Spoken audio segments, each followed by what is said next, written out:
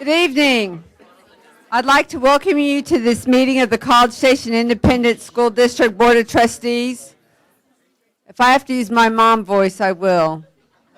My kids are old. I'm experienced at that. We are elected at large to represent the interests of our community and our state in educating our students. Our mission for our students in this district is success each life, each day, each hour. We adhere to all pertinent laws, policies, and procedures in posting agendas and conducting our meetings. The detailed agenda information was made available to us at least 72 hours in advance, and we've all come to this meeting informed and prepared. We have just completed a workshop meeting where we heard reports and discussed much of the information needed to make decisions in either this meeting or in upcoming meetings. This is the meeting of the 7 trustees in a public setting rather than a public meeting. As such, public comment is included on the agenda at a specific time and requires us to listen rather than take action so as to abide by the Open Meetings Act. We're very pleased that you've taken time this evening to join us. We particularly welcome the government students tonight, and we're very proud of this school district, and we thank you for your interest and support of our students. Dr. Ely.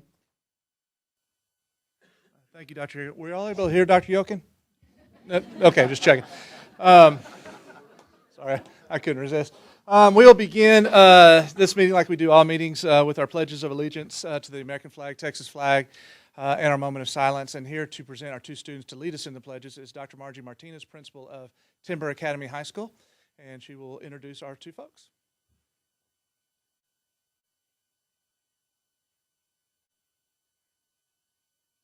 Thank you, Dr. Ely. Okay, so you're going to go first, remember? They haven't practiced. Okay, we have Morgan and Madison here tonight. Morgan is a junior. Madison is a senior. They're both leaders on our campus, both in student council.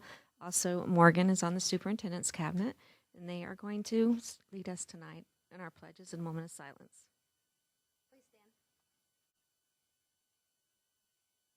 I pledge allegiance to the flag of the United States of America and to the republic for which it stands, one nation, under God, indivisible, with liberty and justice for all. Texas flag.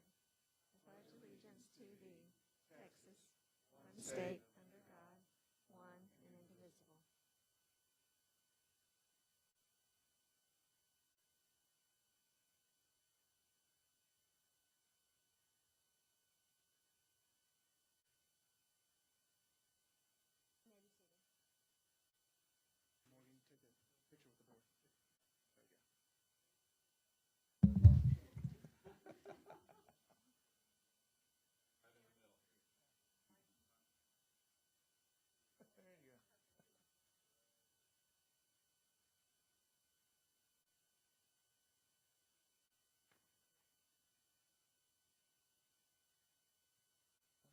Thank you, ladies.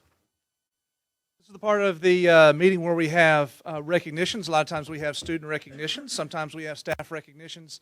And the recognitions that we have tonight are for the Board of Trustees.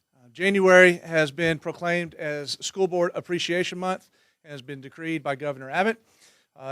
What we celebrate every year in honoring our Board of Trustees. We believe that every month is Board Appreciation Month. But in January, we do some extra things for our board to let them know how much we appreciate them. Board member service is just that, it's service. They are elected by our community, by our taxpayers. They do a lot of work. They get no pay. They do get a sandwich every once in a while, but they spend a lot of time in town talking about you kids and talking about teachers and what we can do to make our schools better. They talk with, they go to trainings, they do what they can to make schooling and life in College Station and College Station ISD better on a daily basis. And I can just say, from my point of view, it's a pleasure to work with each one of them. They are great leaders, and they have their heart is for kids every day and in every decision they make.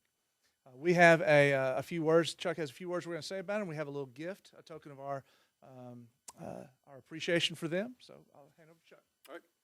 As Dr. Ely stated, January 2016 is School Board Recognition Month, and College Station ISD joins other districts across the state as they honor the countless contributions of these locally elected advocates for public education. Serving on a local school board is no easy task, particularly in today's climate of rapid change and financial uncertainties. These men and women are elected to establish the policies that provide the framework for our public schools. They tackle a difficult job and shoulder enormous responsibilities. Overall, they represent you and take their leadership roles seriously by attending lengthy meetings, broadening their knowledge at conferences and seminars, and talking about the schools with business leaders, parents, and neighbors. Over the past year, through the leadership of this board, CSISD has passed a $136 million bond, most of which will fund the construction of 3 new campuses, oversaw a general fund budget that added over $300,000 to the district's fund balance, revamped the way the district assists employees with health insurance through monthly contributions. Not only did all 15 campuses meet the standard on the state accountability system, but through board leadership, CSISD developed and improved upon our own community-based accountability system. CSISD received national recognition for advanced placement performance of our high school students, and CSISD received statewide accolades for an innovative school-to-work program for our students with disabilities over 18 years old.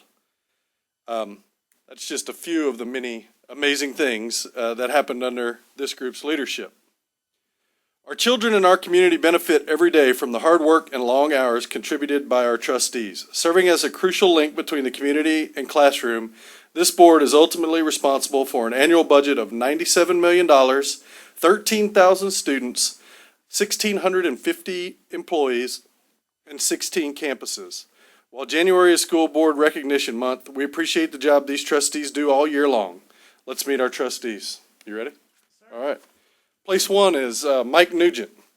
Mike is the owner of Brazos Running Company. He and his wife Dara have 3 children, 1 CSISD graduate and 2 current students. Mike is in his first year of board service. Place 2, we want to clap? Let's clap. Thank you, Mike. Place 2 is Miss Carol Barrett. Carol and her husband, Mike Ashfield, have 4 children, 3 CSISD graduates, and 1 current student. Carol is in her 7th year of board service and serves this year as the board secretary. Thank you, Ms. Barrett.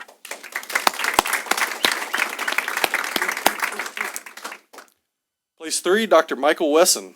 Michael is an associate professor in the Mays Business School at Texas A&M. He and his wife, Liesel, have 1 student in CSISD. And Dr. Wesson is in his 3rd year of board service. Dr. Wesson, thank you.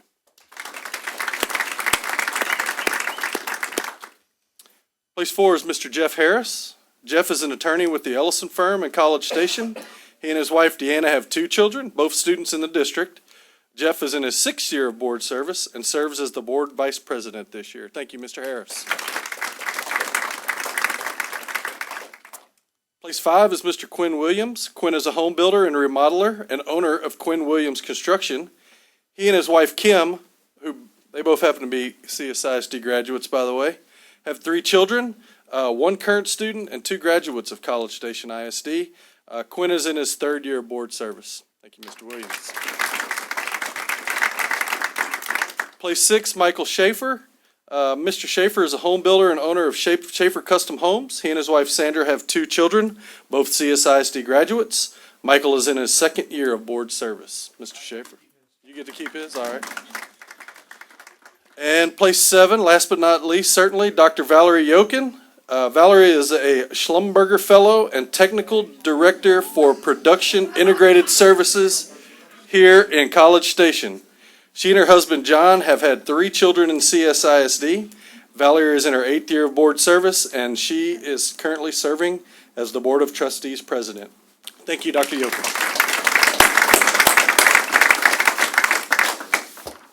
That's all I have. Dr. Yokin, that concludes our recognitions for this month. And they're nice warm jackets, so if it ever gets cold in there, they can just go ahead and slip those on, so very practical.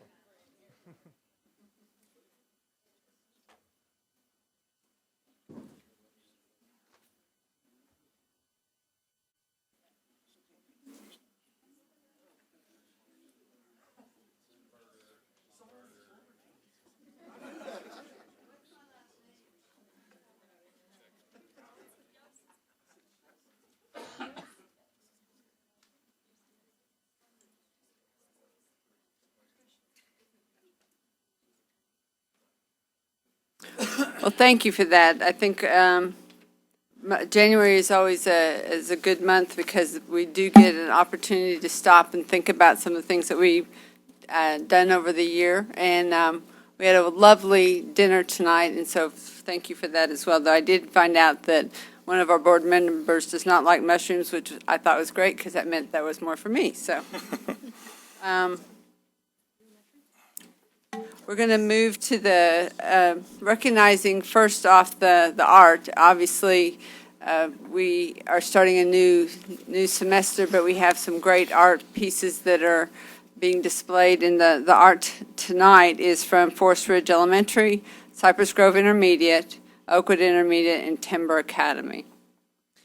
Item D is our consent agenda, and non-consent we have item G, item I1, J1, J2, J3, J4, J5, J6, and J7. Does anybody on the board have anything they'd like to pull off of the consent agenda? With that, do I have a motion? I move that we approve the consent agenda. I'll second that. We have a motion, a second. All those in favor of approving the consent agenda say aye. Aye. The motion carries 6-0. Move on to E1. Does anyone on the board have any reports or announcements they'd like to share with the group? Just a quick one from the Education Foundation. February 5th, in 3 weeks, we have 50 Men Who Can Cook, the big fundraiser for the foundation for the year. And I can just tell you that Teresa Benden and her crew have done an amazing job.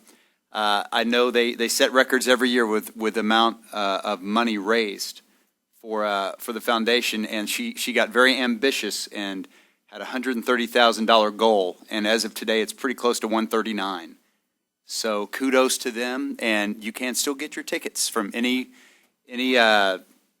from any chef, Dr. Ely, any cook, or from I think or from the Education Foundation board members. So again, that's 3 weeks. Great, thank you. Anything else? Okay, Dr. Ely. Thank you, Dr. Yokin. I would have liked to talk about Education Foundation as well. It's a big event, and it's coming up. And thank you, Teresa, and your board for all the work that you do on that. It's going to be a great night. Do want to talk just a little bit about this last weekend. We had a 3-day weekend, and we had this 3-day weekend to honor the life and the work of Dr. Martin Luther King, Jr.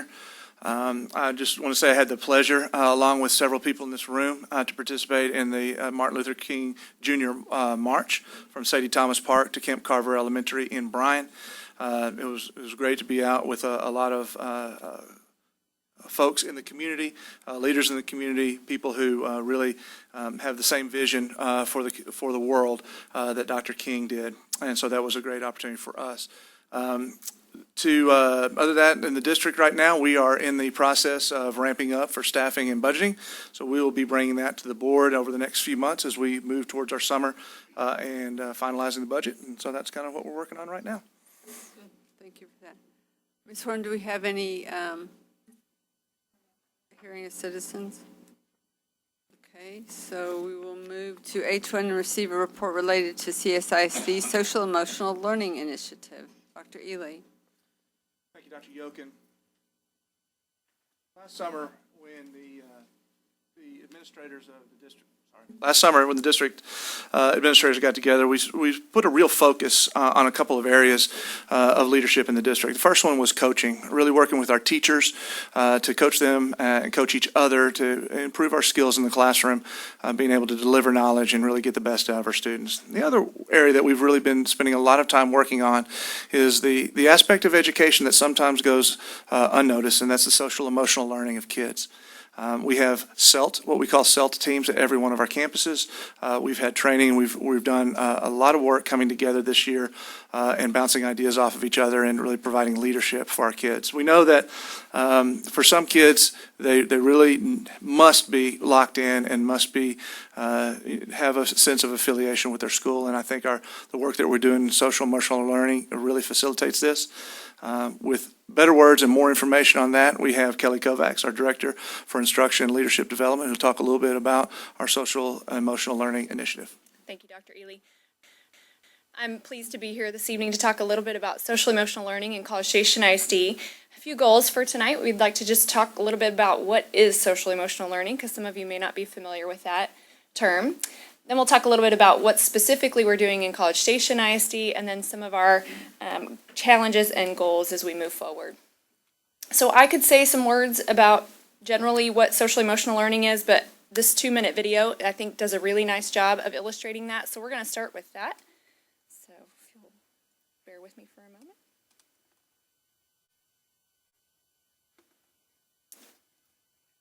Chuck, can you hit the unmute button on that?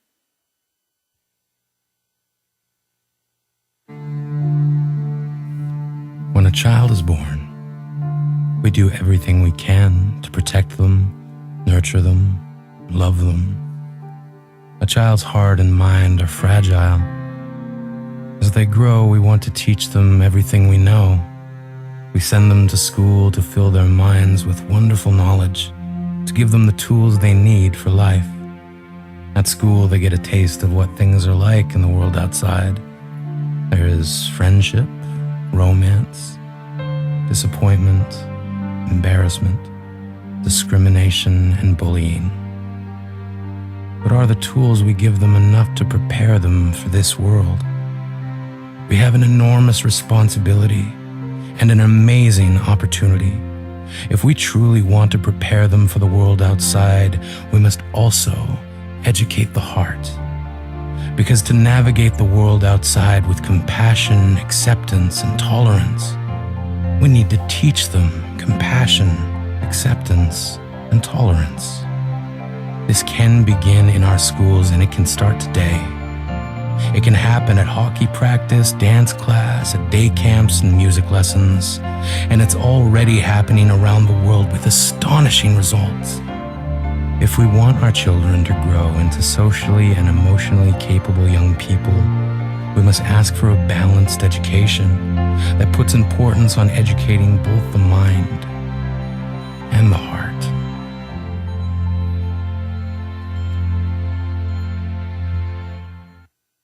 All right. So you can see that really social emotional learning it's somewhat character education that we might have gotten when we were in school, but it's more than that. And a lot of it is tools that we need to provide for our kids so that they're ready for things like, how do I handle stress? What happens when I have, 3 exams tomorrow? How do I work through that on my own? If nobody's taught me those skills, it's very difficult for students to be able to do that. And so part of what we're doing is character education, and some of it is skills that we know that they're going to need not only now while they're in school, but after school as well, or after they graduate from us in CSISD. So why social emotional learning? Well, we believe that social emotional learning is part of that well-rounded education that we talk about a lot in College Station ISD. And here's a few of the reasons why we think that it's important to focus on. And it's not really just because we think these are important. There's actually a lot of research behind all of these areas, including about 25 years worth of research. Just a few of those are listed here. I'm not going to read those to you, but I'll be glad to share the link with you so that you can see those. But the bottom line is that research really shows that addressing social emotional learning helps academics and behavior. And so we want to spend some time on that because it's very difficult for a student to focus on academics if all they're worried about is being bullied after school. Or if things are happening conflict-wise at home, how can I focus on my studies and do well? So we want to be sure that we're balancing both of those things in our schools. So taking a look at some of these statements, perhaps some of these sound familiar. I know as a parent, I've said some to my own daughter. These are some things that we hear a lot, not just from ourselves as parents, but sometimes from teachers and sometimes from other adults. Things like, well, you should know better by now, or pull yourself together, or what should you be doing right now? Well, sometimes the student actually doesn't know what they should be doing right now. We might not have taught them specifically what does it look like to walk down the hallway. That's part of social emotional learning, is making sure we understand how to keep our hands to ourselves and those kinds of things, especially at the younger grades. But things like you should know better by now, we all know You might not. I need lots of reminders, even as an adult, and our students do too. And so part of teaching social emotional learning is doing so implicitly and not just assuming that as students get older, they have those skills. We need to be sure that we're teaching them. So what do we need to teach? Here's some examples of things that we've decided to focus on. Honesty, decision-making, appreciating others, relationships, things like how to handle stress and handle conflict. Self-control is a big one that we're focusing on this year. We just went to a conference about learning in the brain that focused a lot on the importance of self-control. And if you have self-control, in other words, being able to delay for something bigger in the long run, that's much more likely to it's more likely to lead to success. Sorry, I couldn't think of the word, lead. So what are some of the challenges of teaching social emotional learning? One is materials. There's a lot of material out there. There's a lot of research, so everyone has their own program.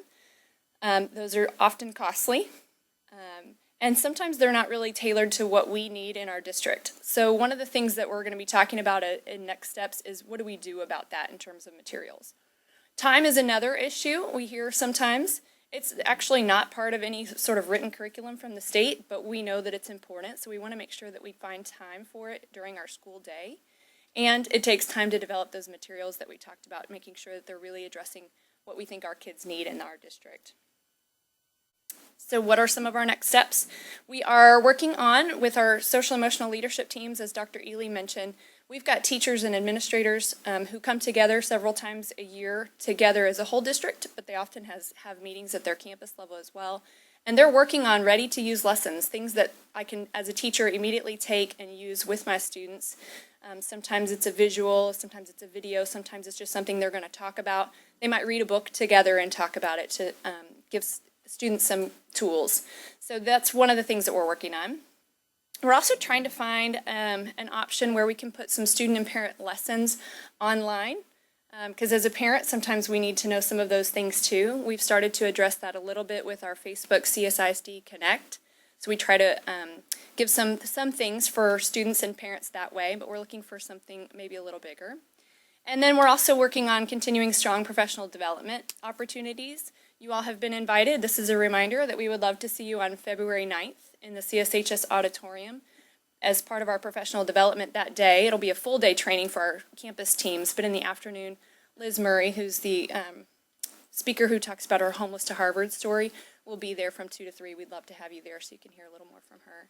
And then finally, we're opening the CSISD clothing closet, as many of you know, Chrissy's Closet, at College View High School, and that will open in August. We feel like that is an important part of social emotional learning, is to feel like you're part of society, you know, the rest of the kids in their society, where they're able to have new and clean clothing and access to things like hygiene items and that sort of thing. All right, I included some references there, which we're not going to talk about, but if you have any questions, I'd be happy to answer them. Thank you. Does anybody have any questions? Thank you very much. Appreciate it. We'll move on to K1, consideration, discussion, and possible action related to naming a general contractor for construction manager at-risk services for the remaining projects on the 2013 bond program. Dr. Ely. Thank you, Dr. Yokin. In November of 2013, the voters of College Station ISD authorized the school district to sell $83.5 million worth of bonds. The 2013 bond program has largely been completed. There are just a few smaller projects remaining on that. And what we have before you this evening is a recommendation for a general contractor to perform construction manager at-risk services for the remaining projects on the 2013 bond. With more information on that is John Hall, Executive Director for Facilities. Mr. Hall. Thank you, Dr. Ely, Dr. Yokin, members of the board.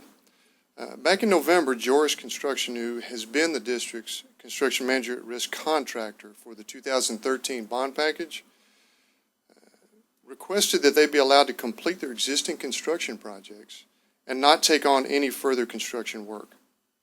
The board approved that request, and this action created the need to pick another construction manager at risk for the remaining 2013 bond package work.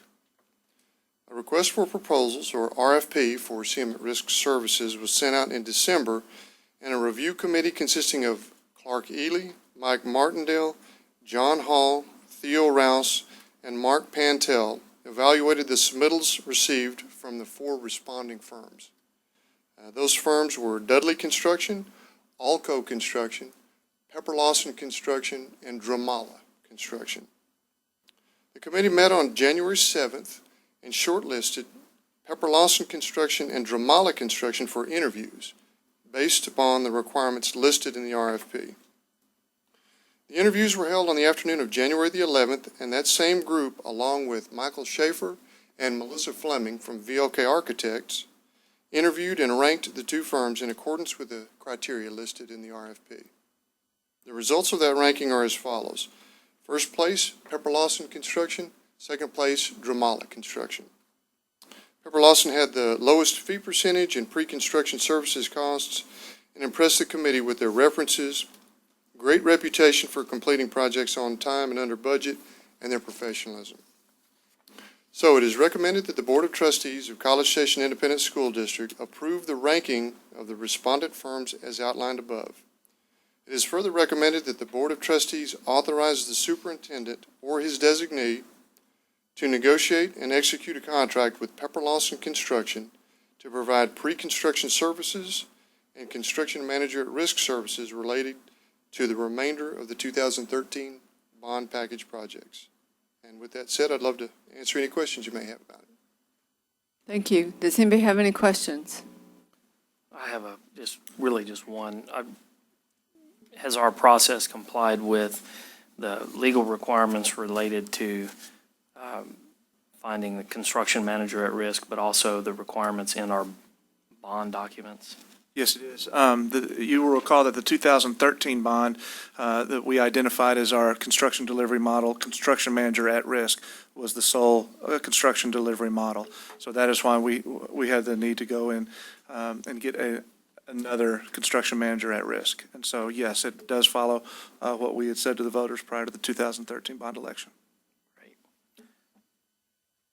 I move we approve, Go ahead. I move we approve the ranking as presented, but I further move that we authorize the superintendent or his designee to negotiate and execute a contract with Pepper Lawson to provide pre-construction services and construction manager at risk services related to the remainder of the 2013 bond package. We have a motion. Do we have a second? I'll second. Any discussion? All those in favor of the motion as presented, say aye. Aye. Aye. All those opposed? So the motion carries 6-0. Thank you, Mr. Hall.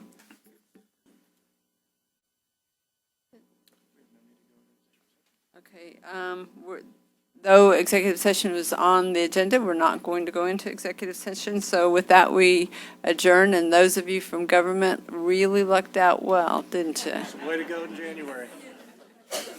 Thank you for coming.